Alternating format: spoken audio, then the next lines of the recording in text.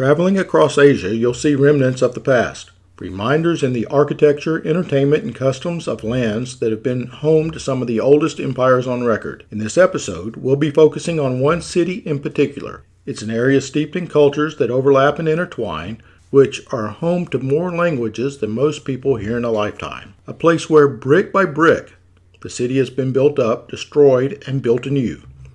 Caught in a 500-year cycle of poverty and prosperity. Visitors often note the close-knit efficiency under which the city operates, solemnly hardened over many battles, but also a sense of welcome they feel among the lively city streets with their bright colors, inviting scents, and cheerful commotion. Nestled within the sprawling boundaries of Delhi, India, is a bustling capital of New Delhi. As a meeting place of so many traditions and beliefs, a populace so intimately familiar with the cycle of birth and death, New Delhi is just as much home to the departing as it is the living. I'm Scottparish, and you're listening to Dying to Eat. We focus on a different country and exploring the relationship between food and death around the world. If you love food, culture, and fun stories, I've got a great show in store for you, so make sure that you stick around to the end to see what's cooking this week. And a special shout out to that one listener that sent me a dictionary this week. Thank you. I wouldn't count on it helping. 6:59 p.m. The hot summer sun has just begun to sink below the horizon, and in the distance, a red tower stretches across the sky. Local businesses are preparing for a busy weekend ahead. The many spices that permeate the air in this sprawling landscape entice visitors to turn down crowded streets lined with a mixture of modern high-rises and intricate old buildings that are lone survivors from dynasties of the past. Suddenly, birds begin to take flight, and just a minute later, the earth begins to rumble and shake, causing people to flee for cover in fear and shock. On July 3rd, 2020, at 7 p.m., New Delhi, India, had just experienced the latest of a series of earthquakes that jolted the city for 2 months straight. Soon, however, the crowded city streets sprawled back to life, and people continued about their day, business as usual. Nestled within the international hub and tech center that is the National Capital Territory of Delhi, sits an even more populated district of New Delhi, the multicultural capital of India, whose people are no stranger to disruptions and disasters. Home to the largest commercial center in northern India, New Delhi is still a fairly new city, having been formally dedicated as the new capital of British India in February 13, 1931. Before India had New Delhi, there was an old capital of Kolkata, which was about 1,500 kilometers away. Over the course of the late 18th century, Kolkata had become the center of a multitude of national movements. The leaders of these movements were calling for the release of India from British rule and for India to be granted sovereignty over itself. Worried about the possible collapse of British power in Kolkata, the Viceroy of British India, Lord Curzon, called for the first partition of Bengal. By redistricting the land to separate areas that were mainly populated by Muslim and Hindu people, Lord Curzon hoped to disrupt some of the dissent directed at the British Crown. But the forced divisions only swayed public opinion even more towards the nationalist, and soon the city was embroiled in a massive political and religious upheaval that led to some political assassinations of many of the British officials living in Calcutta. Anti-colonial sentiments spread like wildfire, and soon the people of the capital begun a complete boycott of British goods. This was a hard blow for the British economy, which relied heavily on exports and trading in their colonies. In late 1911, nearly 8,000 kilometers, or about 5,000 miles away from the unrest that was gripping India, sat King George V, King of Britain.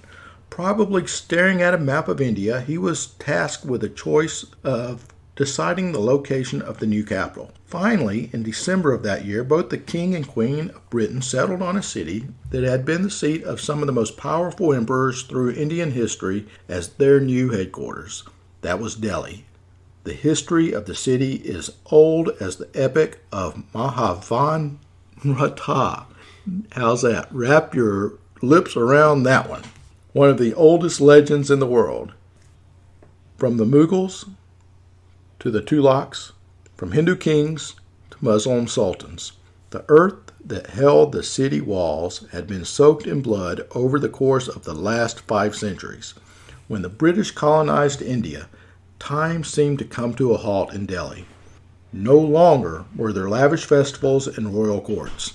Not until it once again became the center of the government. The city that had history of bucking the occupants of its throne would once again live up to its rowdy reputation. But we're ahead of ourselves, so hold on for a second. After deciding the location, the monarchs traveled to Kingsway Camp on December 15, 1911 to lay the foundation stone for the new capital, now known as New Delhi. Architects called upon the crown to plan the layout and the architecture of the city. But before the construction of the new capital would begin, Europe became entangled in the Great War. You and I know that as World War I.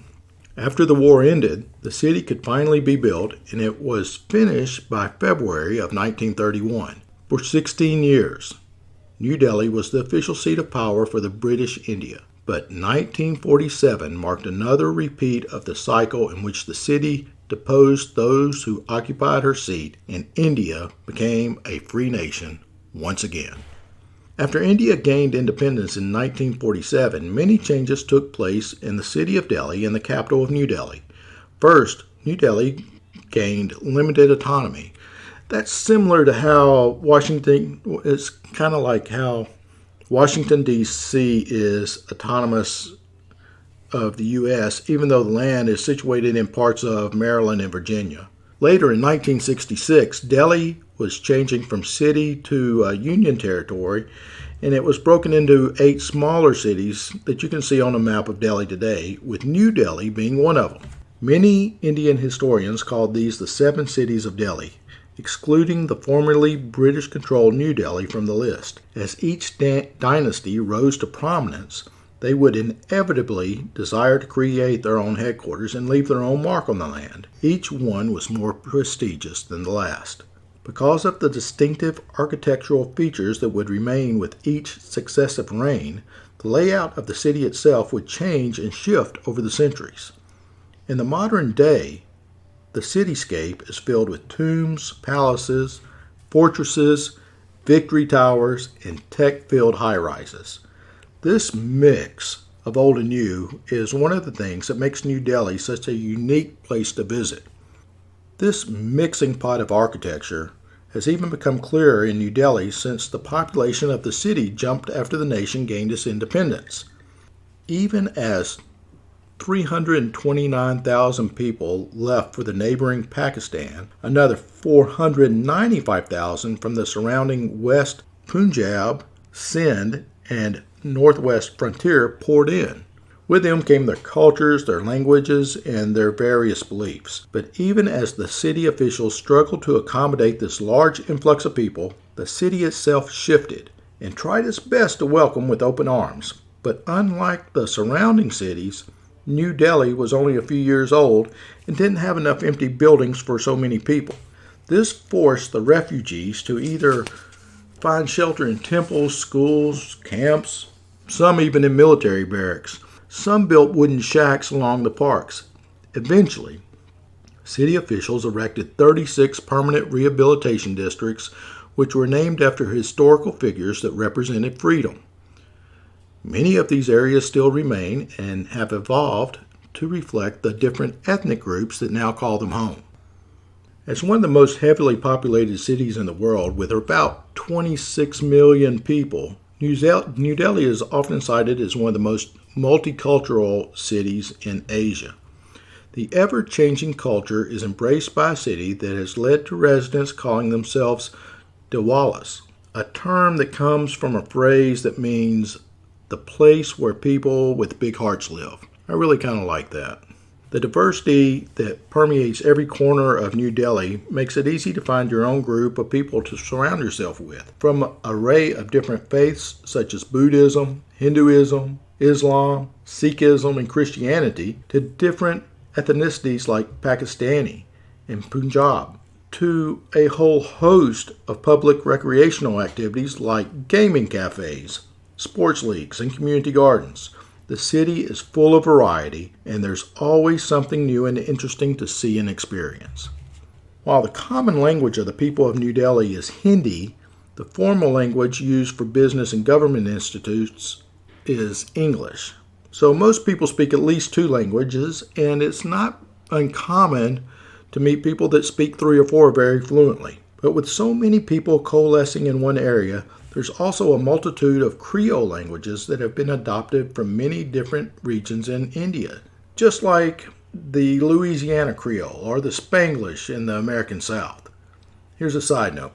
We have an episode on Louisiana if you're interested in voodoo, so check it out. So, even with the first large migration into the capital, more people have continued to trickle into the city from all areas of the country to search for education and careers or, just a change in pace. This has also had an effect on various languages spoken, so many people don't speak in one set language. Instead, you hear this mixture of languages, especially one called Hinglish, that's Hindi and English, or Punglish, which is Punjabi and English. As one of India's most popular cities, it's a city that never sleeps. It's also the kind of city that really knows how to party. Take New Delhi weddings, for example. Most of them last anywhere from 5 to 10 days and might take as many as 1,000 guests. Sometimes a groom may even show up in a helicopter on the day of the wedding. With more than 60,000 weddings happening on any given day, the celebrations just never seem to end. That reminds me of my favorite line from Wedding Crashers. You shut your mouth when you're talking to me. Aside from the standard weddings, baby showers, and graduation parties, there's definitely no shortage of cultural festivals and religious holidays to fill the city with various bright colors, sounds, and scents. At times when the New Delhi community is especially close, attending a festival is a great way to get the full scope of what this city has to offer. In November, New Delhi celebrates Diwali, one of the most popular festivals. Diwali is a celebration of the spiritual victory of light over darkness, or good over evil, and knowledge over ignorance. It's a pretty big scale event. To get ready for the festival, people will clean, renovate, and decorate their houses, and they'll fill their homes and their workplaces with these clay oil lamps and patterns from this quartz powder that's colored sand, rice, and flower petals. But the real color and light comes when the festival starts itself. During the celebration, people will wear their best clothes, light their diyas to offer worship to Lakshmi, the goddess of prosperity and wealth, and they have these family feasts where sweets and gifts are shared for 5 days. The next big celebration in New Delhi is Christmas. In a lot of ways, it's celebrated the same there as in the rest of the world, but with this multicultural flair. Like a lot of Indian festivals, Christmas spans multiple days, with celebrations normally beginning on December 25th and then they end around January 5th. Just like in the West, people cover their houses in strings of lights, evergreen wreaths, and plenty of red and green ornaments. And it's generally a time to hang out with your family, exchange gifts, and eat lots of good homemade food. In the spring, a lot of people celebrate Buddha's birthday, the most sacred day in the Buddhist calendar. On a day of the festival, people dress in white clothes and give out rice pudding, rumored to have been one of Buddha's favorites. In recent years, young people have also celebrating by distributing food to the poor throughout the city. Philly, listen up. You may have to move over as the city of brotherly love.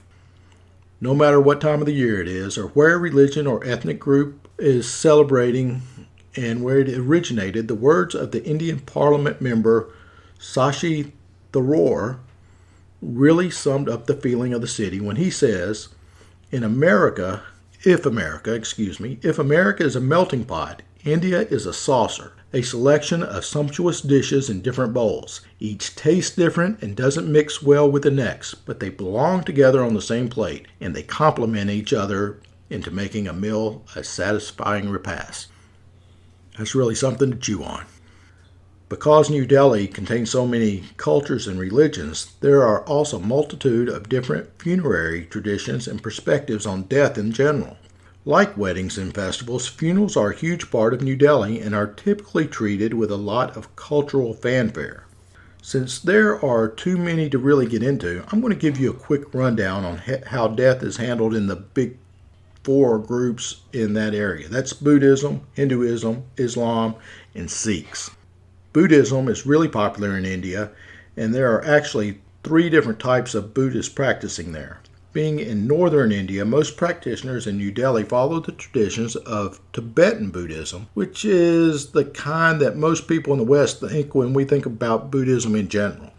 After all, there are plenty of viral videos and popular documentaries depicting the famous Tibetan monks in their bright orange robes practicing perfectly choreographed martial arts displays in a picturesque mountain temple. In reality, not every Buddhist opts for a monastic life, and most followers are actually just regular people.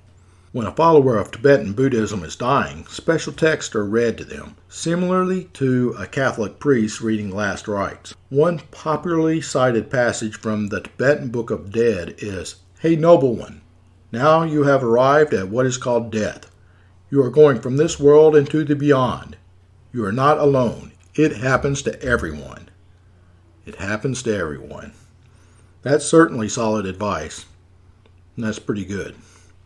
After the rites are read and the dying become the dead, the funeral rituals begin and usually continue for 49 days. One of the reasons it lasts so long is because death and dying are considered to be one of the most important elements in the life in Tibetan Buddhism. The 49 days following someone's death is seen as a critical period of final judgment when their karma is tallied up to determine whether they're reincarnated as maybe a bug or a cow or a bird or another human. And that reminds me of my dad joke for today. A wife once asked her husband, "What exactly is reincarnation?" He responded, "It's when you die and you come back as something else." She thought for a moment, and then she said, "Well, I guess you won't be coming back as an ass." Anyway, I make myself laugh. In most cases, the family sets up a framed photo of the deceased. Sometimes it's accompanied by a jar of ashes from the cremation, and they pray for the dead every day for 49 days. For some, this is carried out as a solemn duty, while others treat it as wishing their dead ones good luck in their next life. And, they're sending them good vibes while they can. On the 50th day, you get your assignment for your next life. One of the largest differences between Buddhist funerals in Tibet and those in New Delhi is the practice of cremation.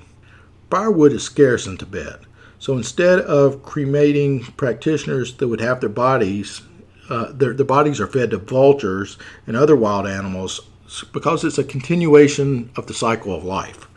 This practice is seen as an offering to the animals, and it can pretty much be your last act of karma, I guess. It's kind of like the opportunity for you to go out on a solid note. New Delhi, on the other hand, has plenty of crematoriums, and it's much, much more crowded than Tibet. So cremation is often a much better option. So whether you're eaten by wild animals or literally returned to dust through cremation, the important thing is, to Buddhists, your body is reincorporated back into nature. Another large part of the population of New Delhi are practitioners of Hinduism. They also focus on karma and reincarnation when it comes to how they handle death. There's a common Hindu phrase that every grain sown in this existence is reaped in the next. It's like how we say you reap what you sow, except you have infinite lifetimes to screw up and the consequences literally follow you forever. Personally, I think having an infinite number of lives sounds pretty exhausting. But Hindus believe that if you get tired of being reincarnated and you want to retire permanently, you can escape this cycle by spending a lifetime of doing good deeds and basically achieving sainthood. Saint Scott. I kind of like that. When a Hindu person is dying, they're moved from their bed to a mattress on the floor and their heads are shaved. The ground is sanctified with water from the Ganges River, and sometimes other holy symbols like cow dung or barley or sesame seeds. Thank you anyway, but I don't want to be purified with any kind of dung. Thank you. As the dying finally takes their last breath, family members move them off the mattress and directly on the ground. Contact with the ground is an essential part of the ritual because it symbolizes direct contact with the earth, and for the superstitious, it's believed that it eliminates the risk of your body getting lost and eventually becoming a bitter evil spirit. Once the body is properly situated, water from the meeting of the Ganges and Yamuna rivers is poured into the mouth, and a leaf from the Tulsi plant is placed inside. The forehead is then smeared with white clay. If a woman dies before her husband, her face and forehead are smeared with red as a sign of good fortune. The body is then wrapped in a clean cloth, which varies in color depending on that person's age. Mourners who attend the wake that's held before the cremation usually wear comfortable clothes that are white or light colored, but never black because black's just too morbid. Traditionally, the family members would then light a huge bonfire and circle the body while it burned. But nowadays, most people just go to the crematorium. Similar to most Buddhist, Hindu bodies are burned as a gesture of purification in order to release the soul from the body and allow it to re-enter the cycle of reincarnation. If a child under 2 dies, though, they aren't cremated. They are instead buried, since children are already pure and can be returned directly to the earth. That's pretty cool. It's always tragic when a child dies, but one thing about religions that involve karma and reincarnation is there's always this kind of unspoken idea that when a child has been a really bad person in the last life, then that's why they die so young. So that's a bit of, unfortunate implication. But these deaths are still treated with love and respect in hopes that they'll be better off in their next life. Next up are the Islamic funerals, which follow pretty specific traditions, although the details do vary from region to region. One universal element of Islamic funerals is that the body is never cremated, but instead buried as absolutely quickly as possible. Before the burial, however, the body is washed by close family members of the same sex, and the body is wrapped in a plain cloth to respect the dignity of the deceased.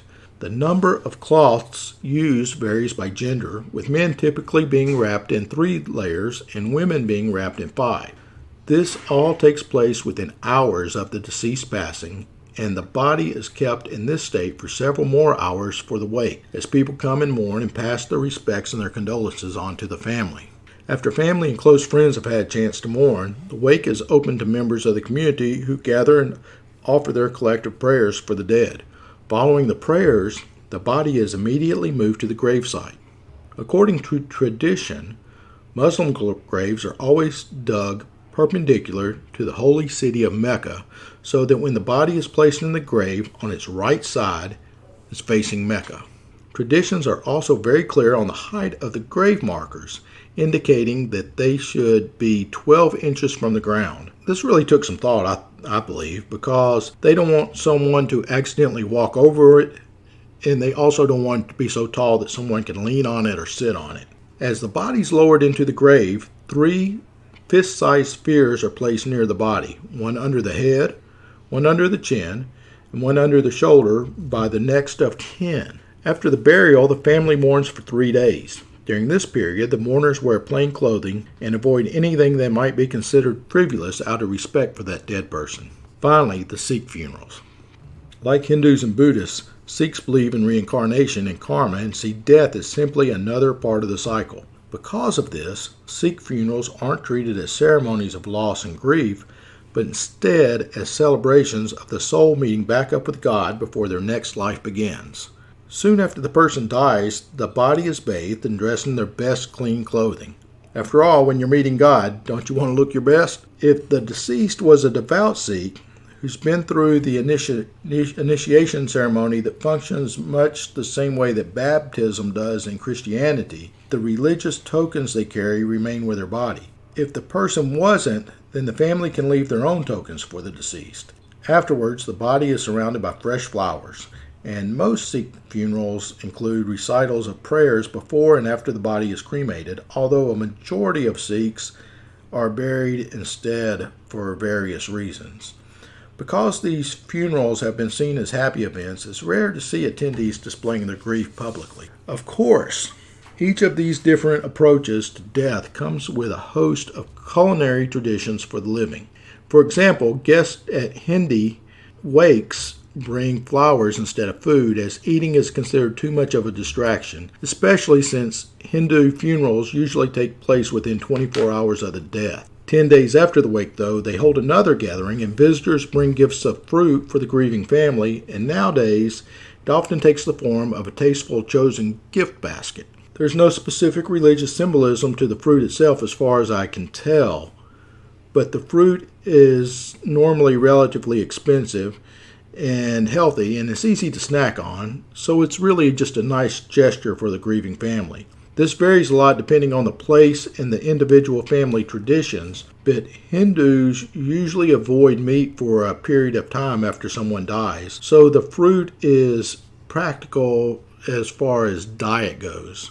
Buddhists typically have a similar approach within flowers are much more popular at funerals than food, but visitors sometimes also bring fruit.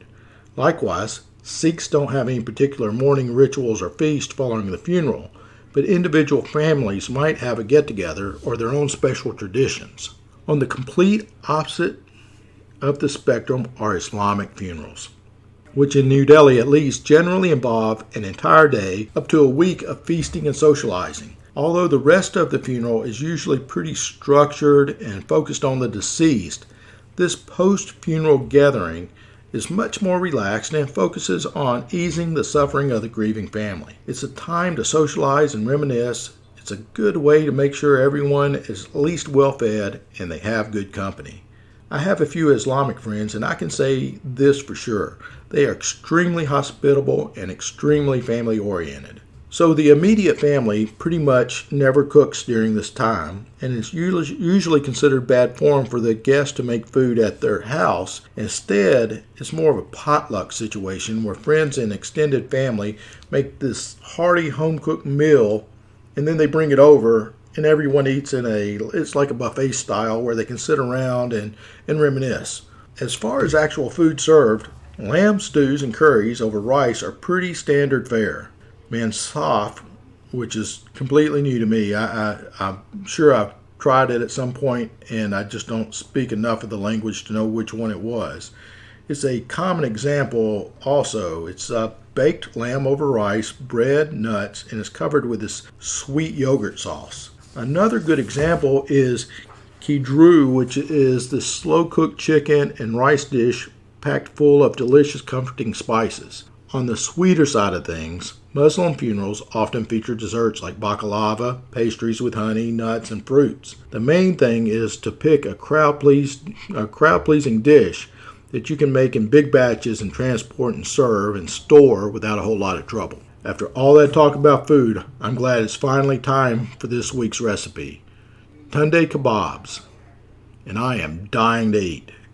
These kebabs are mouth-watering, soft, packed full of flavor, and according to legend, they were invented at the request of an aging king that had lost his teeth, but he hadn't lost his love for a good dinner. His royal chef set out to work, and this dish is what resulted, and it became an instant classic in the region. Okay, let's get cooking. We'll need 2 pounds of ground buffalo chicken or mutton, 3 tablespoons of coconut oil, a 14-ounce can of chickpeas, half of a medium-sized papaya, a half cup of yellow onion, a half cup of cashews, 4 cloves of garlic, a tablespoon of cardamom, 2 teaspoons of cloves and yellow chili powder, a teaspoon each of cinnamon, cumin, nutmeg, and rose water, half a teaspoon each of coriander and black pepper, and a 1/4 teaspoon of saffron, and then salt to taste. Start by popping the chickpeas, papaya, onion, cashews, and garlic into your food processor. Give it a good mix and scoop the resulting paste into a large mixing bowl. Add everything else except for the coconut oil and mix it well. I use my hands, because I like to use my hands, and I find it's easier to make sure everything is fully incorporated that way. Pinch the dough into balls a little bit larger than golf balls. Press them down into patties and arrange them on a cookie sheet. The dough will give you around 20 patties. Place the cookie sheet in your refrigerator for about an hour. When that's done, place a skillet over medium heat and melt half of the coconut oil. Cook the patties in batches, making sure that you're not overcrowding the pan. Let each batch cook until they're done, and I'd say that's about 4 minutes per side. Be careful when you flip the patties over because they will be crumbly. All that's left now is to serve it up hot and eat it with some good raw sweet onion. Now let me tell you, this was a real challenge for me to attempt to recreate. The first challenge was to make the Kinda water. It brought back memories of my grandmother Butler's kitchen. It always seemed like a workroom like an alchemist, I guess. It was filled with interesting colors and smells and tastes that came along with canning jars, open pots, and herbs that were draped over window ledges. You see, Kinda water is simply rose water, and it's something my grandmother always kept in her cupboard. On reflection, rose water was exactly what I expected to see in her culinary conjuring. Now, don't get me wrong, my grandmother was never a chef of prestige or fame. She was just a simple country woman that added love and a little bit of magic to everything that she created. So rose water. I simply bought 6 roses. I popped off the tops, gently washed them under some cool running water. I filled a quart-sized mason jar with the clean petals, and I filled it with distilled water.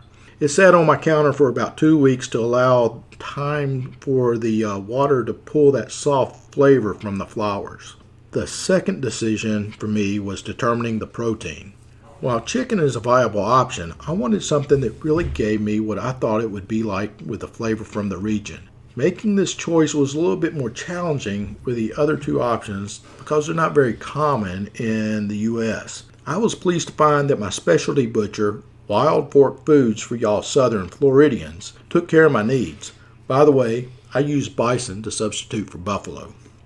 As always, I want to be clear that I'm not recreating this recipe to be exactly the way your grandmother made it, or to be an exact replica of the dish you ate when you were hitchhiking through India. This recipe is based on being relatively easy to recreate in your kitchen with a little flair of my own and a glimpse into what that original dish was probably like.